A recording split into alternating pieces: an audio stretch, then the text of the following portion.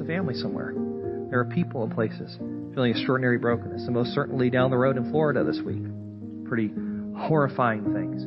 Absolutely horrifying. And we're grateful for the people who have given their lives to protect students. But it most definitely takes me to a place where there is no simple solution to the conspiracy of sin. There is, but there isn't. The simple solution is Christ, but the complicated mess is that there are people who do not quite see that, and we have an opportunity to share the gospel, and it's a complicated world to speak into the gospel of Jesus Christ. High schools can always use connecting points with adults who care about students. They will never turn it away. Okay? They will always welcome help from good people who really want to help students. They will always welcome the help. Always. So find a way to get involved. And that's with everything, not just school. That's with a lot of different places. If we really want to take advantage, the opportunities are out there. If we want to take advantage and connect and serve and love, we can do it.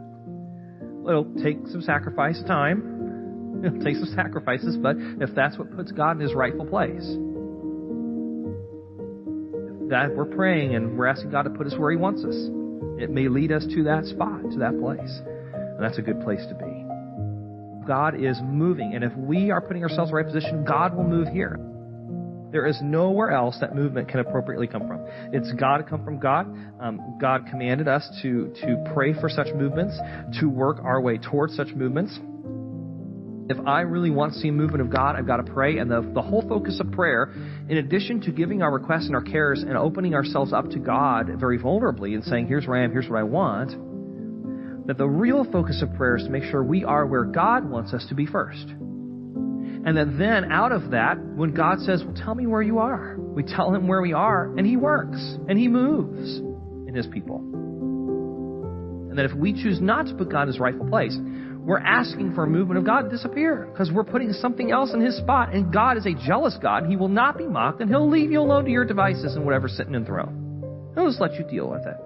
But if he's there, movement will happen.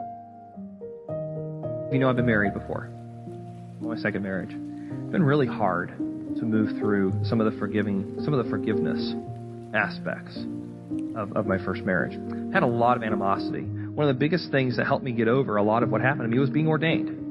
There was a lot of professional things that went on as a result of my divorce that kind of inhibited me from reaching what I felt like God had called me to do, and I had to put my head down and continue to push forward.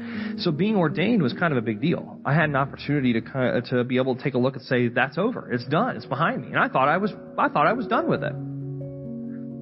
Well, come to find out, I wasn't quite done with it. That from a professional standpoint, I had forgiven, but I still had this extraordinarily negative view of my ex-wife. Extraordinarily negative. I was willing to let her be, and as long as she was over there, we were fine. Not to say she didn't show up, like nothing crazy, like no contact, nothing like that happened. But God challenged me one day. He said, have you really forgiven her? So I began to think about, I wonder where she is in her life today. So if you want to know where somebody is in their life today, you have an avenue through which you can stalk people these days. It's called Facebook. And you could type in their name, and the very first thing I look at is the profile picture, right? And I take a look to see, and I kind of dig a little bit to see. Well, I couldn't see a lot, but I could see a few things. Come to find out, she's adopted 2 kids. Her and her husband have adopted 2 children. They have one of their own. And God asked me, I said, well, I feel sorry for those kids, was my very first response. Can you believe that? How terrible of me. How terrible of me. And God challenged me. He said, oh, really? Really?